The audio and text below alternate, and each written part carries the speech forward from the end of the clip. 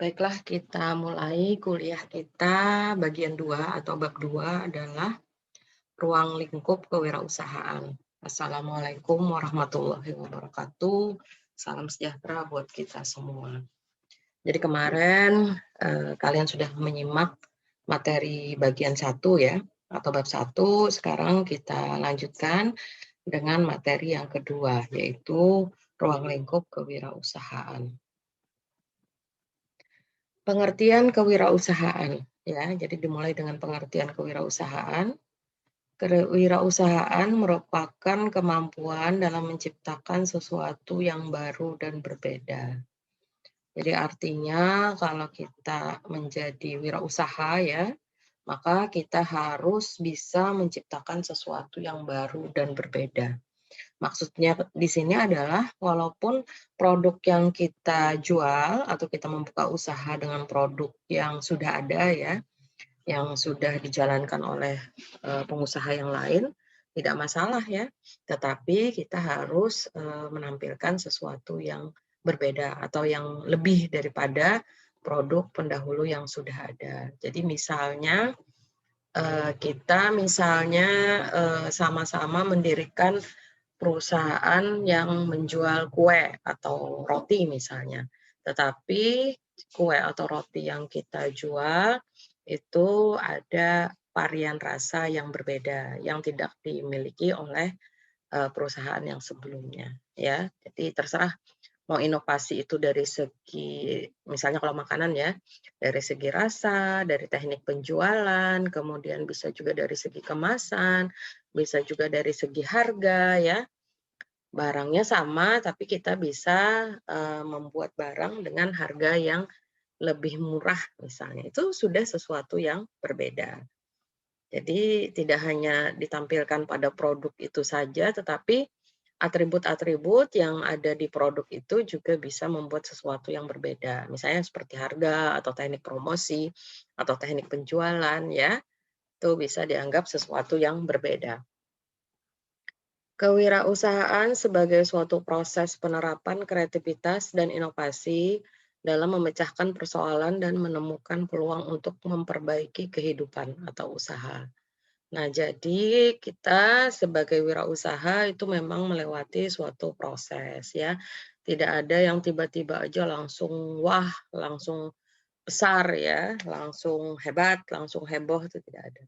Pasti semuanya dilewati dengan proses. Cuma yang membedakan ada yang prosesnya cepat, ada yang prosesnya lebih lambat ya, itu yang membedakan. Tapi semua pasti melewati proses. Nah, kita pasti akan berkreativitas dan inovasi, dan kita juga harus bisa memecahkan persoalan dan menemukan peluang untuk memperbaiki kehidupan ya. Jadi seorang wirausaha itu pasti ingin sesuatu yang lebih baik untuk kehidupan di waktu yang akan datang. Kita teruskan, bagaimana cara berwirausaha? Nah, ini ada 3 cara berwirausaha ya. Jadi, apakah kita bisa mengambil salah satunya? Kalau bisa berarti kita sudah bisa memulai berusaha atau berwirausaha ya. Jadi yang pertama adalah memiliki modal sekaligus sebagai pengelola. Nah, ini memang yang paling banyak, diterapkan ya. Jadi dia punya modal, kemudian dia langsung menjalankan usaha tersebut. Jadi sekaligus sebagai pengelola atau, yang menjalankan usaha dan uangnya uang, dia sendiri. Maksudnya dia itu bisa aja sih patungan dari beberapa orang ya, 2 orang atau 3 orang terserah.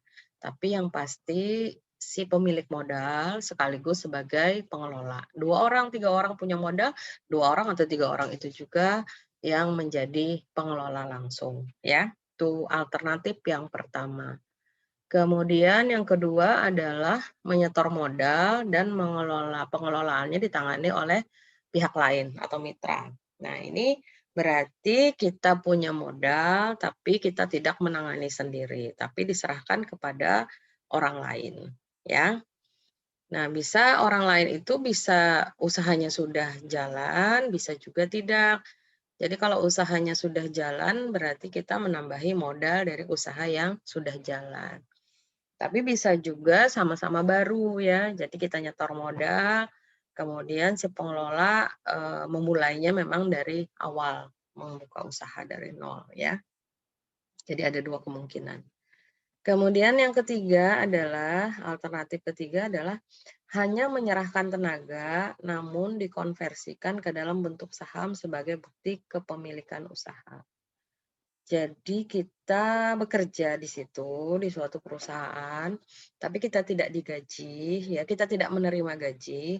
Gaji kita masukkan untuk modal, ya dalam bentuk saham, sehingga kita, ikut serta dalam kepemilikan usaha tersebut.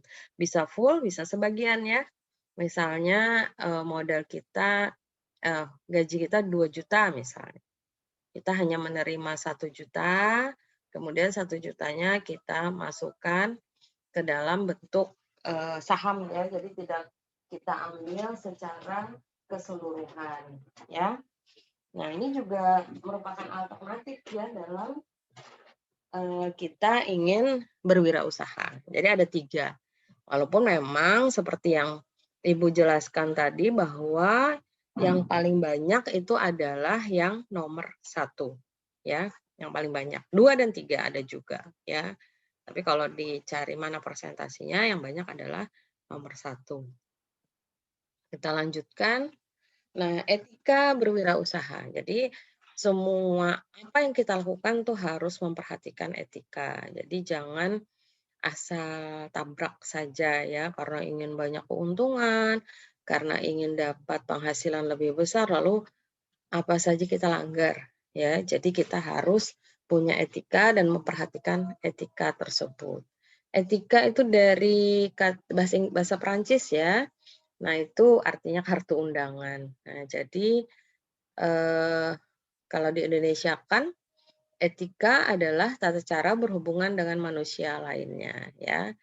Jadi harus ada aturan, harus ada tata caranya, harus mengikuti apa yang berlaku ya. Jadi etika itu bisa dikatakan aturan, bisa dikatakan norma. Kemudian kalau kita dianggap beretika berarti kita yang pertama adalah ikuti aturan, yang kedua tidak merugikan orang lain ya. Asal 2 itu aja kita penuhi maka kita bisa disebut beretika. Kemudian yang berikutnya adalah etika merupakan tindakan mengatur tingkah laku atau perilaku manusia dengan masyarakat. Ya, jadi bagaimana tingkah laku yang seharusnya antara manusia dengan masyarakat, antara kita dengan masyarakat secara keseluruhannya, dengan kawan, ya dengan keluarga, ya. Jadi harus ikuti aturan yang berlaku di masyarakat tersebut. Pelanggaran etika membuat pihak pengundang atau yang diundang akan tersinggung atau merasa tidak dihargai sehingga suasananya menjadi tidak nyaman. Nah, makanya kenapa etika itu dari bahasa Perancis itu diambil dari arti kartu undangan, karena ini memang awalnya adalah untuk pelaksanaan suatu acara di mana pihak pengundang dan yang diundang itu harus saling menghargai sehingga suasananya tidak akan, rusak ya, atau menjadi tidak nyaman. Kalau kita nih tidak, menghargai orang lain, kita semaunya saja, pasti suasana menjadi tidak nyaman. Jadi jangan sampai hal itu terjadi, kita menjaga perasaan orang lain, kita menghargai orang lain, dan kita menjaga supaya suasana menjadi nyaman. Itu dianggap beretika. Kemudian kebalikan dari itu berarti dianggap pelanggaran etika atau kurang beretika ya. Kalau lebih parahnya berarti tidak beretika ya. Kita lanjutkan.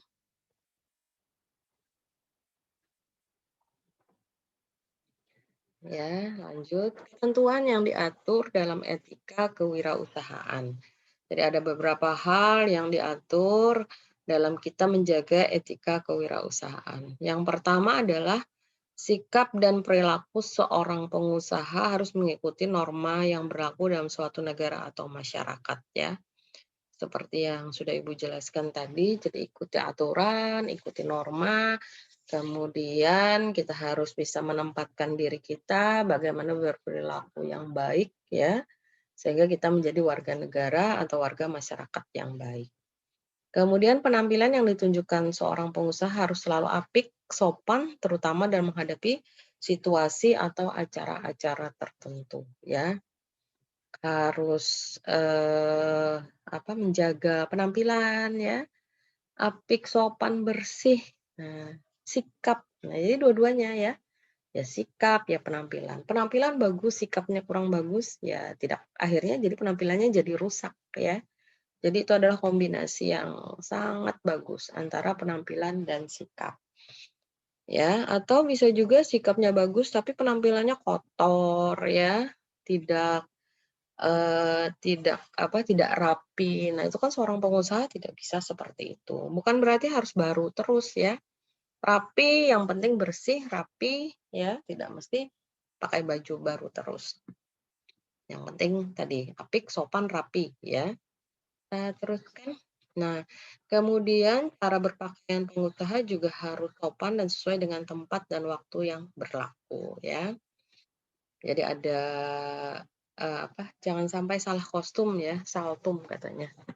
Jadi ini acaranya, ini pakaiannya ya, jangan acara yang, eee, resmi, formal ya, apalagi dalam kita misalnya hubungannya dengan usaha, kita berpakaian kayak mau ke pasar misalnya ya, itu kan tidak bagus ya. Itu kan mempengaruhi penilaian orang terhadap diri kita. Nah, sementara pengusaha ini kan berhubungan dengan pihak lain ya. Jadi kalau sepeda penilaian orang kurang bagus ya, nanti hubungannya juga tidak lancar. Cara berbicara seorang pengusaha juga mencerminkan usahanya. Sopan, penuh tata krama, tidak menyinggung atau mencela orang lain. Jadi jangan sampai apa yang kita ucapkan, apa yang kita bicarakan itu menyinggung pihak lain. Jadi jangan sampai kita mencela orang lain. Kemudian gerak-gerik seorang pengusaha juga dapat menyenangkan orang lain, hindarkan gerak-gerik yang dapat mencurigakan ya. Jadi jangan sampai orang curiga, kemudian orang menaruh nilai yang sudah kurang baik, kurang respect ya. Nah, itu nanti hubungan kita dengan pihak lain juga akan terpengaruh, jadi kurang lancar ya. Padahal kita kan tadi sudah Ibu jelaskan sangat berhubungan ya, kalau kita menjalankan usaha tuh sangat berhubungan dengan pihak lain. Misalnya apa? Perbankan ya, supplier, penyedia bahan, konsumen. Nah, ini sangat penting ya. Jadi konsumen itu senang kalau kita menghadapinya juga dengan baik, dengan sopan, dengan rapi. Itu berarti konsumen juga merasa dihargai ya. Coba aja, kita ini kan semuanya konsumen ya. Misalnya kita membeli suatu barang, kemudian si penjual ini pemarah ya, pemarah, kemudian mungkin dia memarahi anak buahnya tapi di hadapan kita ya dengan mengucapkan kata-kata yang kasar. Nah, itu kan pasti kita sebagai konsumen juga merasa tidak nyaman. Nah, itu ya, itu yang dirasakan oleh konsumen. Karena kita semuanya ini adalah konsumen. Jadi jaga hal seperti itu ya. Jadi harus menyenangkan orang lain, tidak mencurigakan, tidak membuat orang lain tidak nyaman ya. Kalau hal itu bisa kita jalankan, maka usaha kita akan juga lancar ya. Itu salah satu hal yang perlu kita perhatikan. Kemudian etika dan norma yang harus ada dalam benak dan jiwa wirausaha. Kita ini kan calon-calon wirausaha, kalian ya, calon-calon wirausaha. Jadi apa yang harus ada dalam jiwa seorang wirausaha? Yang pertama adalah kejujuran, ya. Jadi harus jujur itu nomor satu. Kalau sudah tidak jujur maka akan sulit, ya. Orang tidak percaya dan tidak mau berurusan dengan kita. Yang kedua harus bertanggung jawab. Nah, seorang wirausaha pertama bertanggung jawab kalau kita pinjam uang di bank, bertanggung jawab terhadap barang yang kita jual, bertanggung jawab terhadap konsumen ya. Jangan mendustai konsumen. Misalnya mengatakan, "Oh ini barangnya kualitas nomor satu, ini paling murah, sudah dibandingkan aja dengan yang lain." Nah misalnya. Tapi ternyata tidak sesuai. Itu kan berarti kita tidak bertanggung jawab terhadap konsumen yang merupakan pelanggan kita. Kemudian menepati janji ya, misalnya kita ada urusan dengan pihak lain, kita janji hari ini ketemu jam 10. Nah, ya karena kita sudah berjanji maka ya harus ditepati ya. Kalaupun misalnya ada halangan, itu harus kita beritahukan, tapi semaksimal mungkin harus kita tepati. Kemudian taat hukum ya, aturan-aturan pemerintah, apa misalnya menjual barang yang tidak dilarang oleh pemerintah, misalnya apa, minuman keras misalnya ya, ada aturan-aturan yang, aturan hukumnya yang mengatur itu ya. Kemudian kalau misalnya, kita punya karyawan, nah sistem penggajiannya seperti apa ya, ada juga aturan dari pemerintah. Kemudian suka membantu, ringan tangan itu sangat penting ya, dalam berwirausaha itu sangat penting ringan tangan. Misalnya kita punya anak buah, tidak semuanya harus dikerjakan anak buah. Misalnya kita berpikiran bahwa kok toh dia sudah digaji. Benar dia sudah digaji ya, tapi karena itu usaha kita, ya apa salahnya kalau kita tidak ada kerjaan, kita juga membantu mereka ya, untuk kerjaan-kerjaan yang sifatnya ringan misalnya, di mana kita tidak ada pekerjaan. Kemudian komitmen dan menghormati, menghargai ya dengan orang lain, selalu komit menepati janji ya, kemudian harus mengejar prestasi. Tidak cukup puas dengan apa yang kita dapatkan sekarang, tapi kita harus selalu berusaha untuk mengejar prestasi itu sehingga menjadi, usaha kita menjadi maju ya. Jadi jangan puas, "Oh sudahlah, sudah dapat sekian." Betul ya, kita harus bersyukur, tapi di satu sisi kita juga harus selalu ingin meningkatkan ya, usaha kita dengan selalu mengejar prestasi. Tujuan dan manfaat ketika wirausaha. Apa itu tujuannya? Ya untuk persahabatan dan pergaulan ya, seperti yang Ibu jelaskan tadi, kita sangat berhubungan dengan orang lain, dengan pihak lain, menyenangkan orang lain ya, bersikap yang baik, membuat suasana nyaman, kemudian tujuannya juga untuk membujuk pelanggan dalam arti positif, di mana kita ingin pelanggan kita lebih banyak ya. Kemudian mempertahankan pelanggan, membina dan menjaga hubungan ya. Sikap dan perilaku wirausaha, jujur dalam bertindak dan bersikap, rajin, tepat waktu dan tidak pemalas, selalu murah senyum, lemah lembut dan ramah tamah, sopan santun dan hormat, selalu ceria dan pandai bergaul, fleksibel itu berarti mudah menyesuaikan dan suka menolong pelanggan, serius dan memiliki rasa tanggung jawab, rasa memiliki perusahaan yang tinggi. Jadi artinya kalau kita punya rasa memiliki yang tinggi ya, walaupun sebagai karyawan juga harusnya seperti itu. Kita akan menjaga perusahaan tersebut dengan sepenuh hati, karena kemajuan perusahaan itu juga kemajuan kita. Mundurnya perusahaan itu juga akibatnya terhadap kita. Memang yang utama adalah pemilik ya, yang mempunyai rasa memiliki yang tinggi itu. Tapi sebagai karyawan juga harus seperti itu. Sehingga kita akan bekerja dengan sungguh-sungguh. Karena kita yakin kalau usaha kita maju, gaji kita juga lancar. Nah, syukur-syukur kalau dapat bonus misalnya. Tapi kalau usaha kita tidak lancar, berarti, gaji kita juga tidak lancar. Nah, jadi bagaimana caranya adalah harus memiliki rasa memiliki terhadap perusahaan, dengan berusaha secara maksimal terhadap apa yang kita kerjakan, supaya hasilnya juga maksimal. Nah, sudah habis ya materi kita untuk bab 2. Silakan nanti kalau ada diskusi ya yang ingin ditanyakan, Ibu tutup dulu kuliah kita untuk hari ini. Wassalamualaikum warahmatullahi wabarakatuh. Salam sejahtera buat kita semua.